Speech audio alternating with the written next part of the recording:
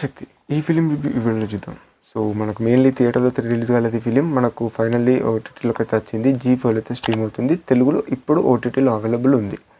Mainly film చూసిన తర్వాత నా ఒపీనియన్ చెప్పుకోవాలంటే నాకైతే కొంచెం పట్టుకైతే నచ్చింది. ఫిలిం మరీ అంత నెగ్లెక్ట్ చేయాల్సిన ఫిలిం అయితే కాదు, చూడాల్సిన ఫిలిం అని చెప్పొచ్చు.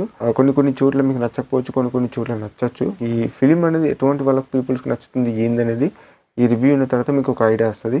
సో ఎంటర్గా రివ్యూ ఉండడానికి మ్యాక్సిమం ట్రై చేయండి. ఓకే, మై రివ్యూ ఛానల్ ఏమన్నా కొత్త వాళ్ళు చూస్తున్నట్టయితే ప్లీజ్ భయ సపోర్ట్ చేయండి అని చెప్తాను. మూవీ ప్లాట్ ఎలా ఉంటుందని మాట్లాడుకుంటే, ఈ పరాశక్తి అనే ఫిలింలో మన శివకార్తికేయన్ గారు బిగినింగ్ సీన్లో 1959లో ఒక ట్రైన్ ఇన్సిడెంట్ అయితే చేస్తాడు. సో ఆ ట్రైన్ ఇన్సిడెంట్ ఎందుకు చేశాడు, సో అక్కడ తన ఫ్రెండ్ని అయితే కోల్పోతాడు. అసలుకి ఎందుకు కోల్పోవచ్చింది, ఏమైంది అనేది మీరు ఫిలిం చూసి తెలుసుకోండి. మెయిన్గా ఫిలిం అంతా నేను చెప్పిన ప్లాట్కి చాలా అంటే చాలా ఎక్కువ ఉన్నది. అసలు నేను ఎక్కడ కూడా రివీల్ చేయదలుచుకోలేదు కాబట్టి నేను అదొక చిన్న లైన్ అయితే చెప్పాను, అంత మించి ఏం లేదు. నేను యాక్చువల్ స్టోరీ అయితే ఇది కాదు, ఇంకొక వేరే ఉంటుంది ప్లాటు. మీరు ఫిలిం చూసే తెలుసుకోండి అని చెప్తాను.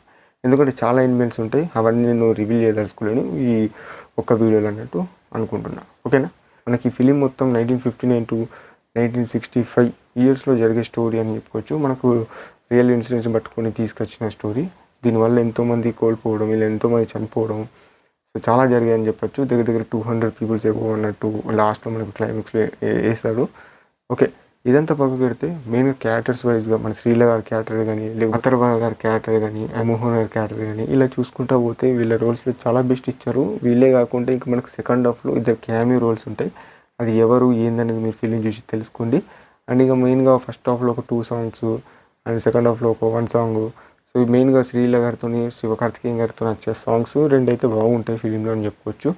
అండ్ ఇంకా మన శివకార్తికేయన్ గారి యాక్టింగ్ కానిచ్చు, పర్ఫార్మెన్స్ కానిచ్చు, తను పడే పోరాడడం కానిచ్చు, లాంగ్వేజ్ కోసం పోరాడే ఢిల్లీ సీన్స్ దగ్గర కానీ, లేకపోతే తన శివకార్తికేయన్ గారికి అండ్ తన బ్రదర్కి ఉండే ఎమోషనల్ సీన్స్ కానిచ్చు. సో ఇదంతా ఎంటర్గా చాలా బాగుంది ఫిలింలో అని చెప్పచ్చు. చాలా ప్రాపర్గా డిజైన్ చేసి మనకైతే చూపెడతారు ఫిలింలో అని చెప్పచ్చు. లైక్ ఈ లవ్ స్టోరీ సీన్సే కానిచ్చు, ఫస్ట్ హాఫ్లో కానిచ్చు, ఇది కొంచెము ఇగ్నోర్ చేస్తే బెటర్ అనిపించింది. ఇంకా చెప్పుకోవాలంటే లైక్ హిందీయే కాకుండా ఇంకా వేరే లాంగ్వేజ్ని కూడా సపోర్ట్ చేయాలి అనే సీన్స్ చాలా బాగున్నాయి భయ.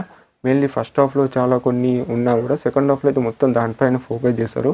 అది బాగా అనిపించింది. అండ్ ఈ మదరాసి లాంగ్వేజ్, తెలుగు, కన్నడ ఇదంతా మనకు ఫిలింలో చూస్తాము. మెయిన్గా ఇంకా ట్రైన్ సీక్వెన్స్ అయితే ఉంటుంది లాస్ట్ క్లైమాక్స్ సీన్స్లో. అక్కడ ఒక ఫైట్ సీన్ అయితే డిజైన్ చేశారు భయ. మీరు ట్రైలర్ చూస్తే రామ్మోహన్ గారు అండ్ శివకార్తికేయన్ గారితో నచ్చే ఫైట్ సీన్ అయితే ఉంటుంది ఆ ట్రైన్ సీక్వెన్స్లో లాస్ట్ క్లైమాక్స్లో. అది ఎక్సలెంట్ ఉంటుంది అని చెప్పచ్చు. రామ్మోహన్ గారి క్యారెక్టర్ మాత్రం అదిరిపోతుంది ఫిలింలో. లైక్ క్రూయల్ అంటే క్రూయల్, చాలా అంటే చాలా విలనిజం అయితే ఉంటుంది ఫిలింలో చెప్పుకోవచ్చు. అండ్ ఇలా అయితే ఉంటుంది. ఇంకా ఎక్కువ నేను ఏది సాగదీయను. అండ్ ఇదన్నట్టు ఓవరాల్గా పరాశక్తి అనే ఫిలిం రివ్యూ. అండ్ ఈ వీడియో మీకు నచ్చినట్లయితే please subscribe and thanks for watching guys.